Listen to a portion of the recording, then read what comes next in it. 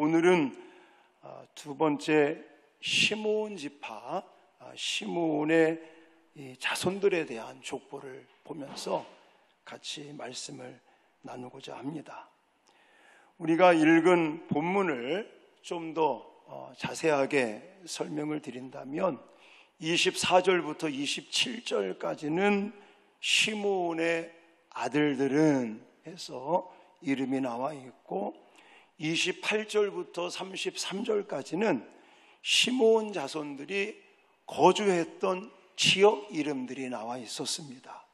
그리고 34절부터 43절 끝절까지는 시므온 지파가 번성해서 다른 지역으로 거주지를 확장해 가는 것들을 우리에게 소개하고 있습니다. 그래서 오늘도 이 시므온의 자손들, 이 시므온 지파의 후손들에 대한 족보를 보면서 하나님이 어떻게 역사하고 계시는가, 이런 부분들을 소개해 드리도록 하겠습니다.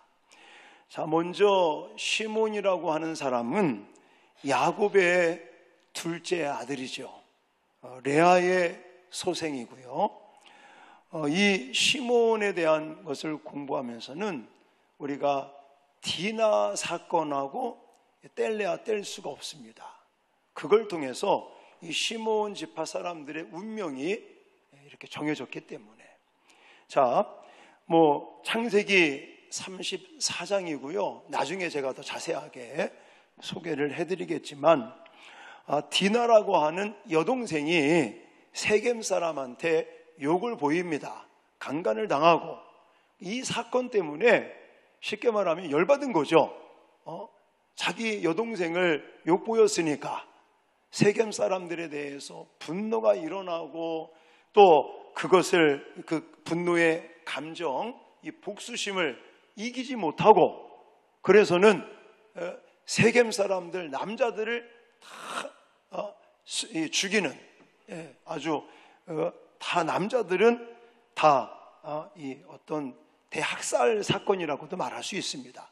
그 정도로 엄청난 이 학살 사건이 일어났었습니다. 그리고 아이들과 여자들은 다 포로로 끌고 가고 했었던 그 사건 때문에 시므온 지파 사람들의 이제는 앞길이 이렇게 결정이 됐는데, 그걸 한마디로 말한다면 지난 시간에 우리가 공부했던 유다 지파 사람들은 하나님의 무한한 복을 받은 사람들입니다. 제가 지난 시간에도 강조했지만 장남이 아니었잖아요.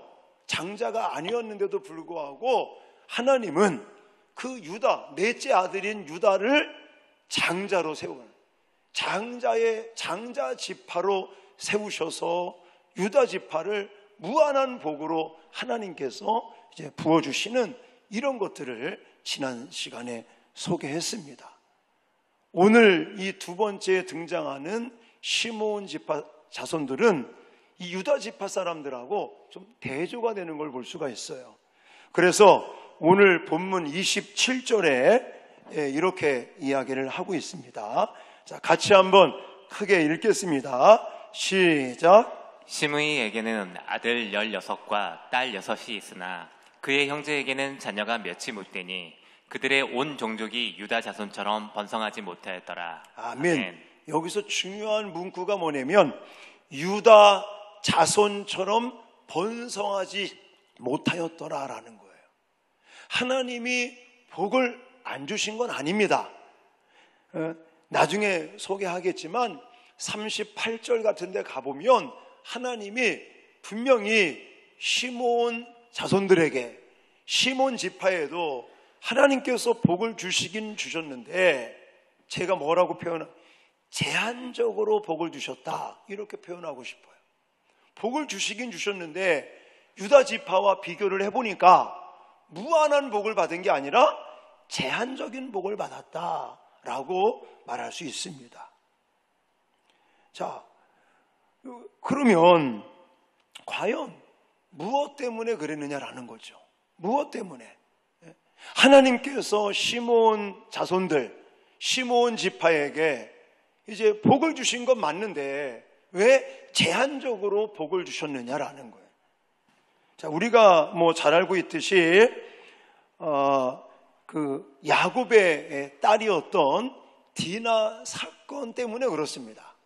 아까도 좀 설명을 드렸지만 디나가 세겜 지역에 놀러 갔다가 세겜인 그 추장 그에게 그만 부끄러운 일을 당하고 맙니다. 그러니까 내 여동생이 그런 수치스러운 일들을 당하니까 그것 때문에 열받은 거죠.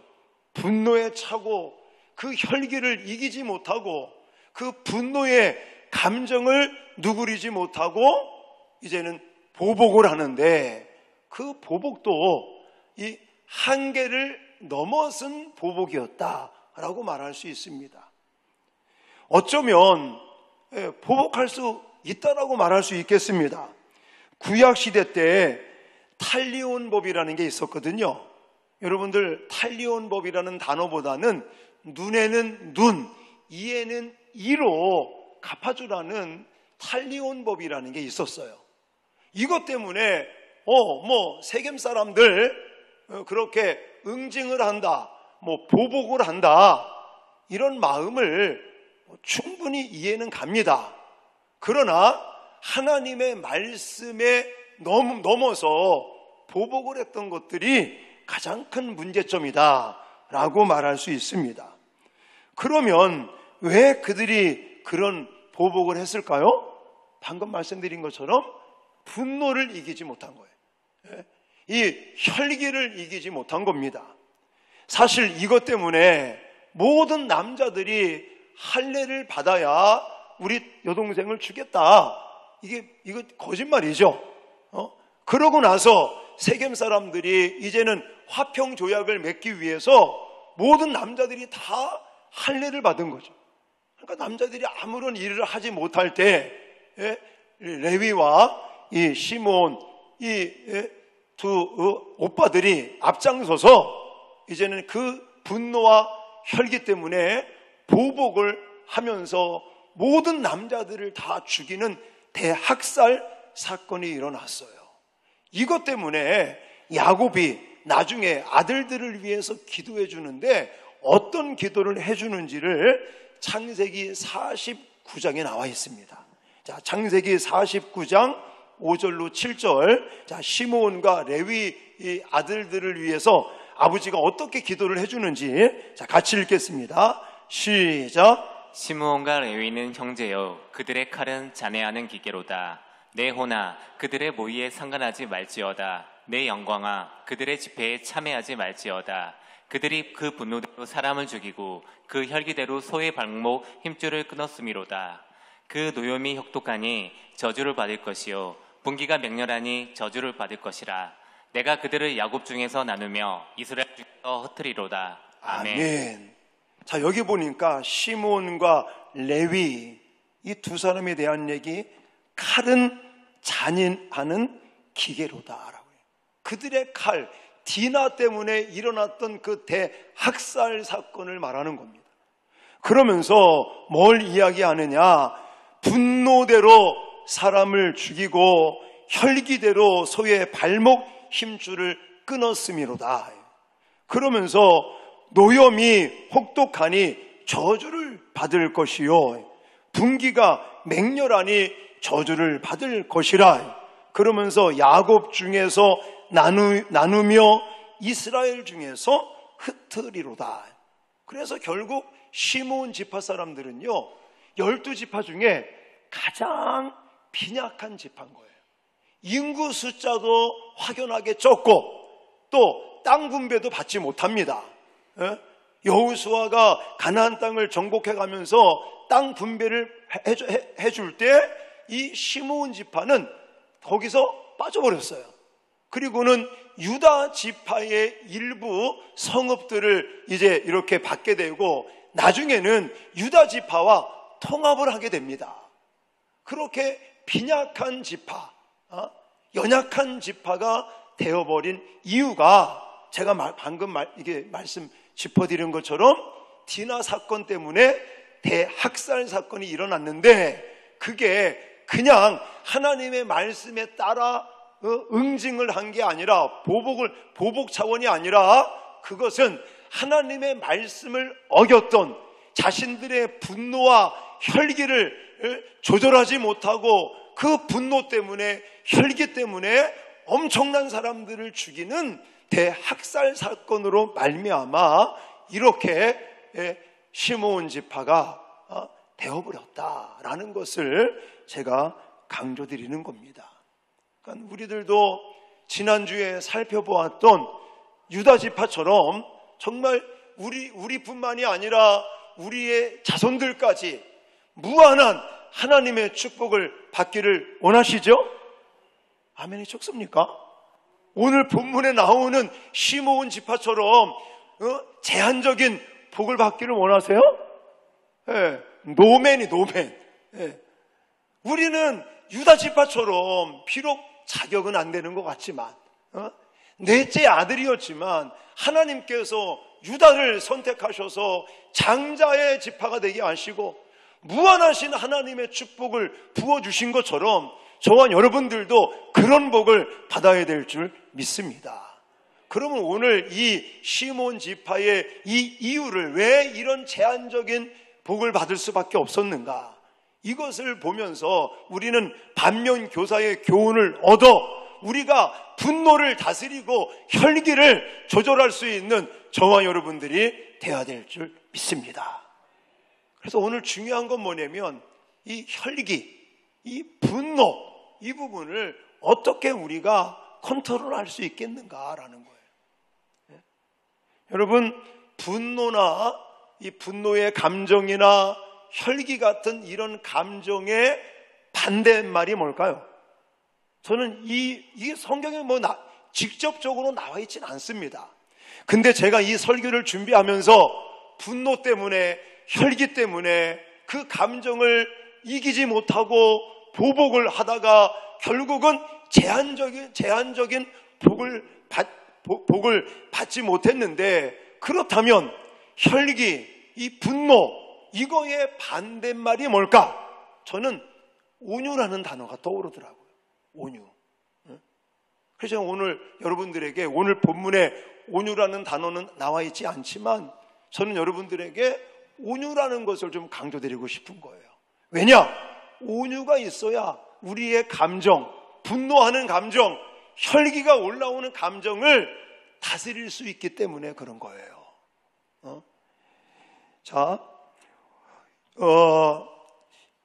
예수님도 그런 말씀을 하셨어요. 산상수훈을 말씀하실 때, 팔복에 대해서 말씀하실 때, 온유한 자는 복이 있나니 그들이 땅을 기업으로 받을 것이요 라고 나와요. 근데 오늘 시므온 지파는 분노 때문에 혈기 때문에 땅을 기업으로 받지를 못한 거죠. 저는 온유라는 단어가 생각이 나요. 그렇다면 온유라는 뜻이 뭘까요? 어떤 사람들한테 온유라는 이 단어를 소개하면 온유라고 하는 단어는 좀 나약한 것을 생각하는 사람들이 많아요. 절대 그렇지 않습니다. 사전을 보면 이 온유라고 하는 단어는 헬라어로 프라우스라는 단어를 쓰고 있는데, 이 프라우스, 온유라는 단어는 어떤 말이냐면 이 야생말을 길들여서 온순하게 주인 말에 순종 잘하는 것을 가리키는 거예요. 자, 여러분 여기 화면에 보시면 온유 한번 뜻을 제가 2개를 준비했는데 같이 한번 읽어보겠습니다. 시작. 짐승을 길들여서 주인이 하라고 하는 대로 하게 한다. 이게 온유의 뜻입니다. 그 밑에 거 보시면 사나운 야생말을 길들이는 거예요. 길들여서 이제 사람들에게 위협의 존재가 되는 게 아닙니다. 오히려 사람들에게 따뜻하고 부드러운 존재가 되는 거예요.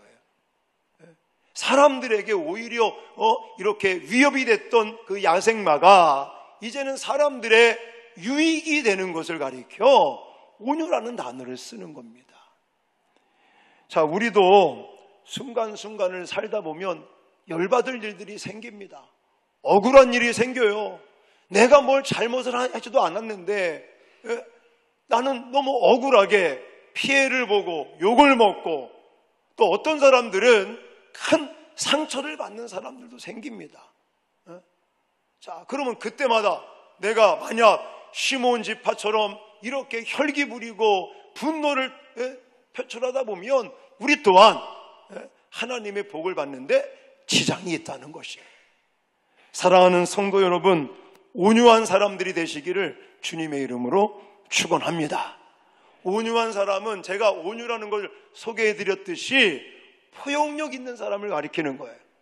온유라고 하는 것은 품을 수 있는 마음을 가리키는 겁니다.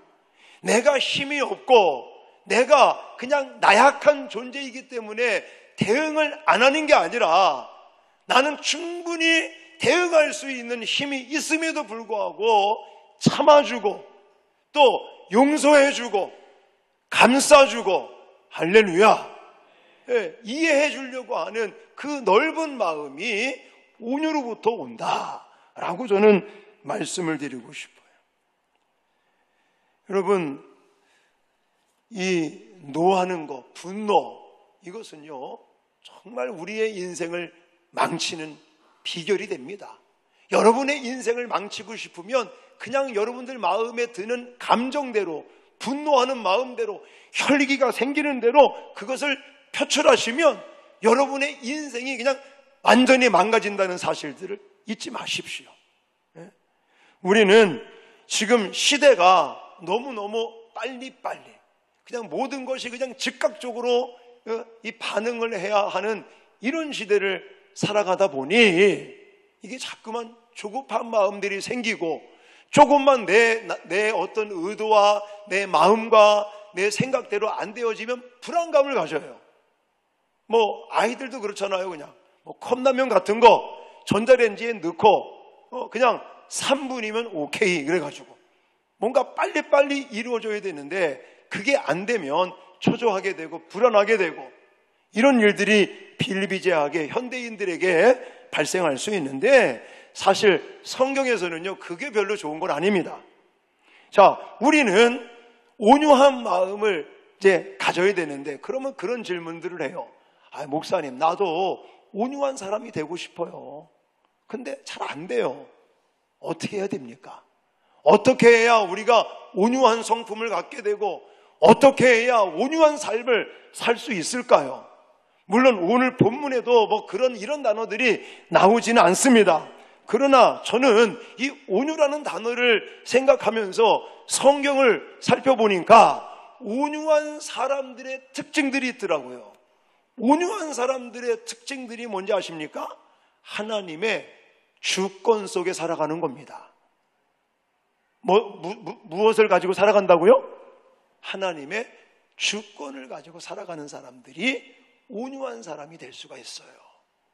자, 예를 들어서 요셉이라는 인물을 생각해 보십시오. 요셉이 아버지의 사랑을 듬뿍 받습니다. 아니, 부모님으로부터 편애를 받아요.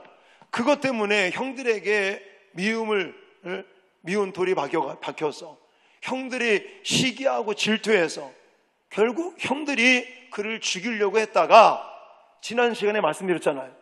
유다 때문에 이제는 죽음은 면하고 노예로 팔려가게 됩니다. 근데 생각해 보세요. 요셉의 입장에서는 얼마나 억울합니까?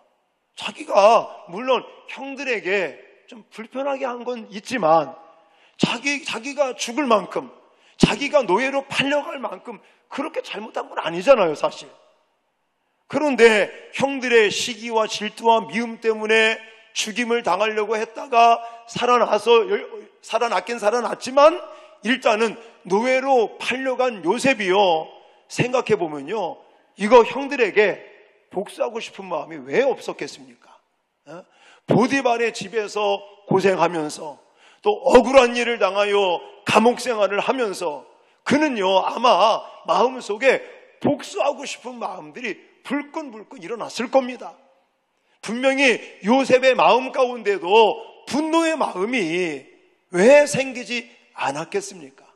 근데요, 그런 마음들을 요셉이 다스리고 다스릴 수 있는 방법이 무엇이었냐면 성경에 직접적으로 나와 있지는 않지만 제가 볼 때는 하나님의 주권 때문에 그것을 다스릴 수가 있었습니다. 그걸 어떻게 알 수 있냐면 나중에 형들이 총리가 된 요셉 앞에 무릎을 꿇습니다.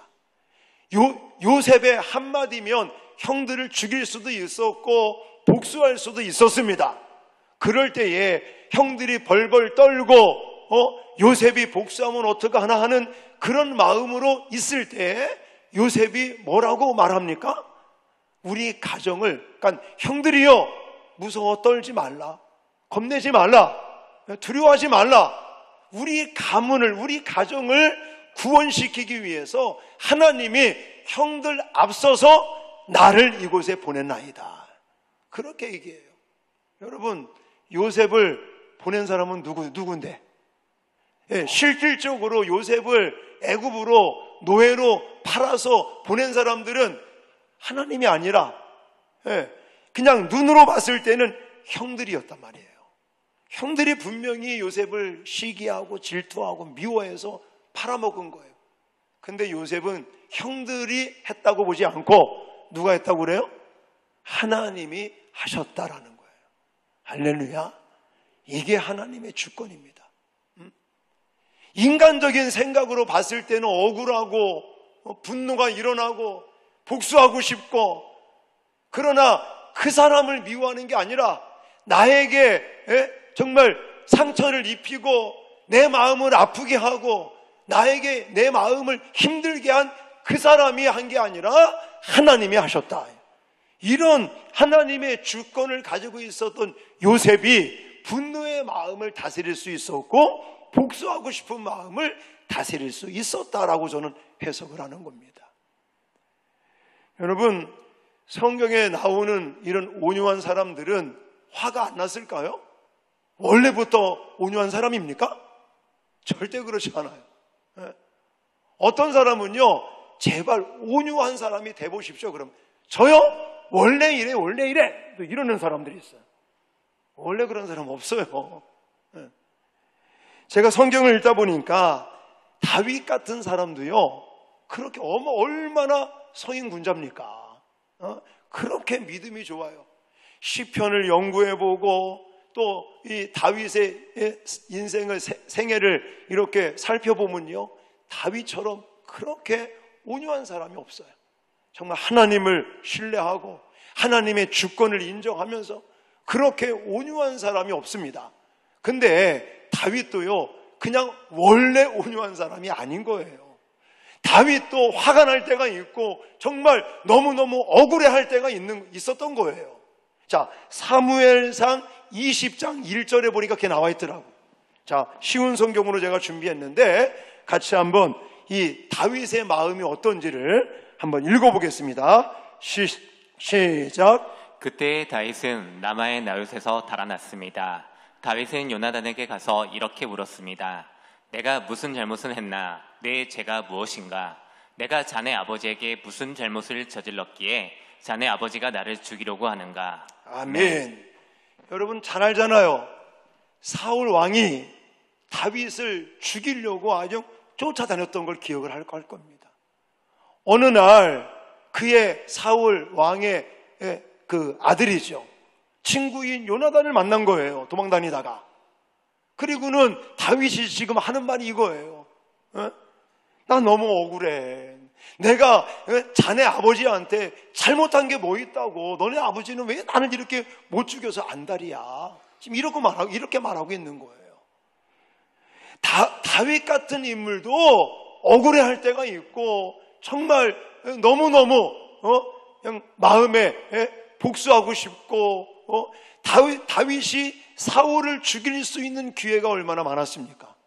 근데도 보복하지 않습니다. 죽이지 않습니다. 그 이유가 어디 있느냐? 바로 하나님의 주권을 인정을 하고 그는 온유한 사람이 되었기 때문에 그런 거죠. 더 구체적으로 하나님의 주권을 인정하는 것뿐만이 아니라 그 다음에 더 나가서 우리가 정말 온유한 사람이 되기 위해서는 어떻게 해야 될까? 저는 성령의 열매가 떠오르더라고요. 오늘 본문에는 그런 말이 하나도 없습니다. 그런데 가만히 생각해 보니까 성령의 9가지 열매 안에 온유라는 게 있어요. 그래서 저는 무슨 생각을 했냐면, 내가 온유한 사람이 되고 싶다면, 내가 온유한 성품을 갖고 싶다면 성령을 쫓아 훈련을 해야 된다. 이렇게 여러분들에게 말씀드리고 싶은 거예요. 여러분, 마태복음 11장 29절에도 예수님께서 이렇게 말씀하십니다. 같이 읽겠습니다. 시작. 나는 마음이 온유하고 겸손하니 나의 멍에를 메고 내게 배우라. 그리하면 너의 마음이 쉼을 얻으리니. 아멘. 예수님의 마음이 온유하고 겸손하다. 여기 온유가 나옵니다. 예수님의 그 온유의 마음을 뭐 하라고 그래요? 배우라. 예수님의 온유의 그 마음을 배워라. 그러면 우리의 마음이 어떻게 된다? 편안해진다. 쉼을 얻게 된다라고 말하고 있는 거예요. 내가 온유함이 없으니까 분노가 일어나요. 내 마음에 자꾸만 혈기가 나고 복수하고 싶고 뭔가 본때를 한번 보여주고 싶은 그런 인간적인 생각들이 자꾸만 올라와요. 그것을 잠재울 수 있는 것은 하나님의 주권을 인정하면서 내 마음에 뭘 훈련하는 거예요? 온유를 훈련하는 거예요. 온유. 자, 그러면 온유를 배우고 온유를 훈련한다는 게 어떻게 하는 걸까? 갈라디아서 5장 말씀이 생각이 나는 거예요. 자, 갈라디아서 5장 22절, 23절을 같이 읽겠습니다. 시작. 오직 성령의 열매는 사랑과 희락과 화평과 오래 참음과 자비와 양성과 충성과 온유와 절제니 이 같은 것을 금지할 법이 없느니라. 아멘. 성령의 9가지 열매를 보다 보니까 사랑, 희락, 화평, 오래 참음, 자비, 양성, 충성, 그 다음 온유가 여기 나오더라고요. 온유가 나오는구나. 성령의 열매로 온유가 있는 거구나. 그러면 내가 성령의 열매를 맺기 위해서는 어떻게 해야 될까요? 성령을 쫓으면 되는 거예요. 할렐루야. 그래서 갈라디아서 5장 16절에 내가 이르노니 너희는 성령을 따라 행하라. 그리하면 육체의 욕심을 이루지 아니하리라. 육체의 욕심을 이루지 않는 사람은 성령을 쫓는 사람이에요. 성령을 쫓아 살면 육체의 욕심이 사라지게 됩니다. 그러니까 육체의 욕심을 이루지 않기 위해서 우리는 날마다 성령을 쫓아 훈련하면 우리가 온유한 사람이 되는 줄 믿으시기 바랍니다. 내가 처음 예수님을 믿었을 때 내 안에 임하시는 성령님, 그 성령님의 도우심을 구하시기를 주님의 이름으로 축원합니다. 눈에 보이진 않지만 성령 하나님께서 내가 인격적으로 주 예수 그리스도를 나의 구주, 나의 하나님으로 영접한다면 그 사람에게는 이미 하나님의 영, 성령이 임하신 줄 믿으시기 바랍니다. 그러면 날마다 성령을 생각하셔야 되는 거예요. 눈을 감아도 성령, 눈을 떠도 성령. 우리는 지금 성령 시대를 살아가고 있습니다. 그래서 지금 내가 혼자 살아가는 것이 아닙니다. 내 안에 성령께서 임하시고 성령께서 우리를 진리 가운데로 이끌어 주시고 때를 따라 생각나게 하시고 깨닫게 하시고 성령의 열매를 맺을 수 있는 삶으로 성령 하나님이 인도하심을 믿으시기 바랍니다. 그 성령님을 찾으십시오. 그 성령님을 구하십시오. 그 성령님께서 도와주시기를 간구하시기를 바랍니다. 그리고 성령께서 내게 감동 주시고 성령께서 내 이 마음 가운데 음성을 들려주실 때마다 내 마음에 안 든다고, 내 생각과 다르다고 거부하지 마시고 손해가 날지라도 성령 하나님이 내 마음에 감동을 주시면 아멘하고 순종하고 따라가시는 여러분 되시기를 축원합니다. 그렇게 육체의 욕심을 따라 살지 아니하고 성령을 쫓아 성령을 따라 훈련하며 살아가시면 하나님께서 우리를 온유한 자로 세우시고, 또한 성령의 열매 가운데 오늘 이 시므온은 그 분노를 다스리지 못하고 혈기를 다스리지 못하고 보복을 하되 정말 한계를 뛰어넘는 보복을, 대학살 사건을 일으켜서 결국은 하나님의 복을 받았지만 제한적인 복을 받을 수밖에 없었다라는 것을 기억하시기 바랍니다.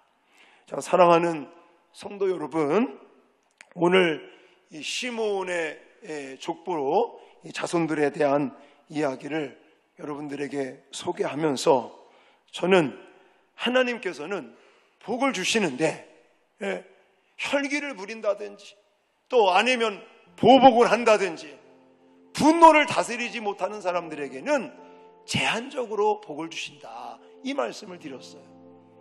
우리는 지난 시간에 유다 지파의 이야기를, 족보를 보면서 또 오늘 시므온 지파의 이 족보를 보면서 제한적으로 하나님의 복을 받기보다는 무제한의 하나님의 복을 받기를 원합니다.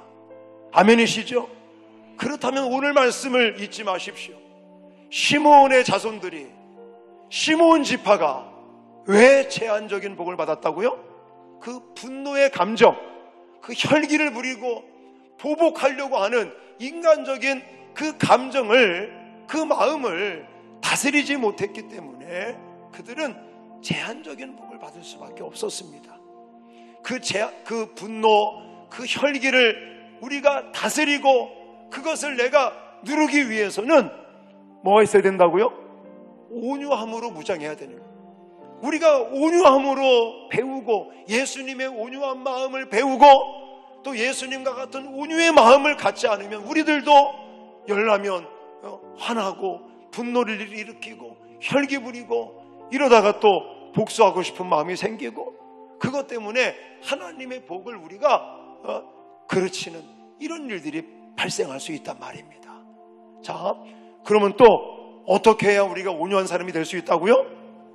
하나님의 주권을 우리는 신뢰해야 돼요. 내가 손해가 나고 내가 지금 비참한 상황을 만날지라도 모든 것이 하나님의 주권 속에 있고 하나님의 섭리 가운데 지금은 내가 어려움을 당하지만 하나님이 반드시 회복시켜 주실 것이라고 하는 확신을 가진, 하나님의 주권에 대한, 다스림에 대한 확신을 가지시고 날마다 성령을 생각하시고 성령을 쫓고 성령을 또 찾으시고 성령을 구하시고 성령 안에서 성령을 따라 이 정말 온유를 훈련하셔서 정말 하나님의 무한하신 복을 받는 저와 여러분들이 되어지시기를 주님의 이름으로 축원합니다.